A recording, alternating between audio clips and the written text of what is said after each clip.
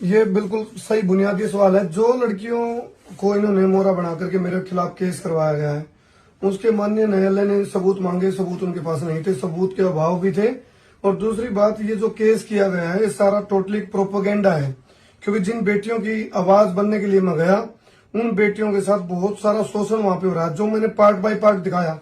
एक पत्रकार की हैसियत के नाते नाते यदि सामाजिक और प्राणी भी है तो उसका भी एक फर्ज बनता है कि भी वो उनकी आवाज उठा सकता है। फंडामेंटल राइट है, ह्यूमन राइट है।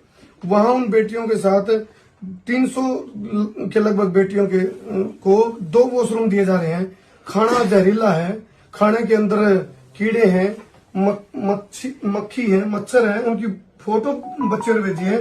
पिछला जो बैच गया है वो बैच भी आज उठ के आ गया, क्योंकि वो बेचारे कहते थे भी उनके साथ लगने वाला नहीं था कोई। आज उनकी आवाज हम बढ़े और मीडिया के माध्यम से आवाज आई। हमने मीडिया के माध्यम से सिर्फ उस सच्चाई को उजागर किया जिसकी वजह से उनका शोषण हो रहा था बेटियों का। हमने कोई गुनाह नहीं किया।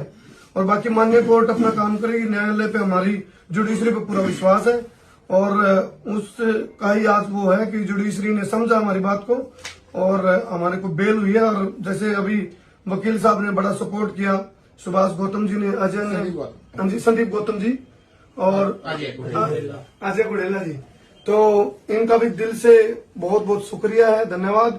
क्योंकि जब एक अच्छा सूझबूझ वाला वकील होता है तो वो बड़े तरीके से अपनी बात रख पाता। अभी जैसे हम देख रहे थे आर्गुमेंट जब चल रही थी तो संदीप गौतम जी ने बड़े तरीके से अपनी बात रखी और जज साहब को अच्छे से समझ में भी आई वो, और उन्होंने तुरंत प्रभाव से बेल मंजूर कर दी। सर, इसमें लिखा हुआ है जबरदस्ती आप घुस गए थे, उसके बाद जगदीश सर के साथ आपने, एक बार ये दिखाइए, बिना अनुमति के कैमरामैन के साथ घुस गया और मैंने रोका तो उल्टा सीधा बोलना शुरू कर दिया। धक्का देकर हॉस्टल में से बच्चों के कमरों में जोर जबरदस्ती घुसने लगा तो कुछ बच्चों ने उस पर आपत्ति जताई कि उसने बच्चों को भी गलत तरीके से धक्के दिए और कमरे में जोर जबरदस्ती से घुस गया, जिसमें लड़कियां अपनी प्राइवेट अवस्था में कमरों में लेटी हुई थी। उसके बाद वो कैमरामैन के साथ गर्ल्स वॉशरूम में गया और वीडियो बनाकर कुछ देर बाद नीचे आकर बच्चों के पेरेंट्स आए हुए थे, उनके साथ बात करके बाहर चला गया। तो क्या कुछ ऐसा भी हुआ था सर? मैं तो कह रहा हूँ लाओ जी सबूत दो, और यदि मैं कहता हूँ यदि सबूत हो तो खुद मैं अपना गुनाह कबूल कर लूंगा और खुद मैं कह दूंगा भाई मुझे अरेस्ट करो, मुझ पर कार्रवाई करो। ये तो सारा का सारा प्रोपोगेंडा है। और यदि इन बेटियों के लिए, यदि इन पीड़ित बेटियों के लिए आवाज उठाना जुर्म है तो ऐसा जुर्म तो मैं करूंगा, क्योंकि इन बेटियों की आवाज कौन सुनेगा फिर।